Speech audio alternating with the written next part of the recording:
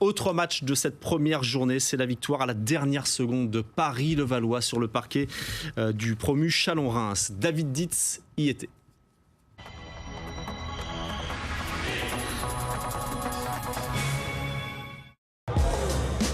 Des yeux grands ouverts, mélange de curiosité et de motivation.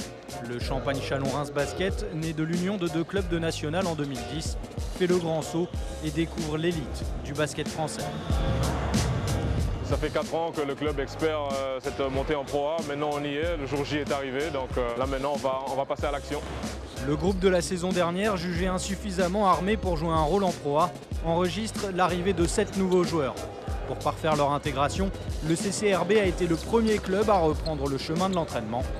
Et si l'accession en Pro A était l'objectif inscrit sur la feuille de route du club, la volonté est clairement de s'y maintenir.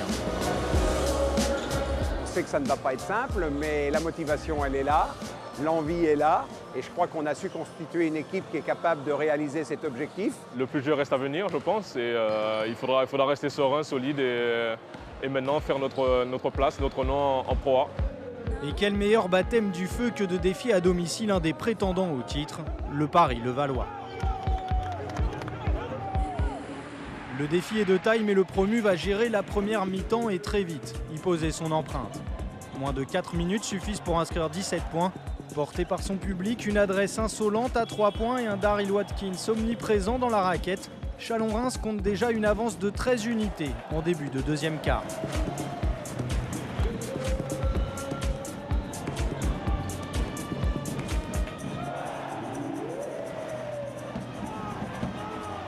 « 50-37 à la pause, le match semble déjà plié. » Même si on a eu 15 points, on savait qu'ils vont se réveiller, qu'ils vont avoir un peu meilleure l'adresse, on savait. Nicolas Antic le sait, il est trop tôt pour crier victoire. C'est un autre Paris-Levallois qui revient sur le parquet. L'euphorie du début de match s'estompe et laisse place à une bataille acharnée.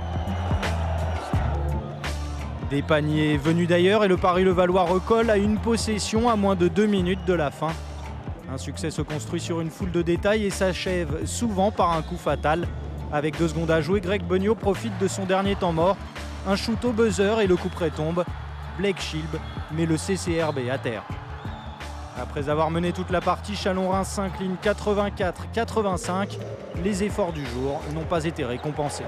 C'est cruel, mais c'est le basket. C'est pour ça qu'on dit souvent que le match n'est pas fini tant que la sirène n'a pas retenti. C'est le hold-up. Je suis vraiment désolé pour un Champagne Basket parce que honnêtement, ils font un match exceptionnel. C'est vrai que ça fait mal, mais la saison est encore longue. On va continuer de l'avant. La défaite est honorable, mais laisse un goût amer, celui d'être encore trop tendre face à l'un des meilleurs clubs français. La prochaine.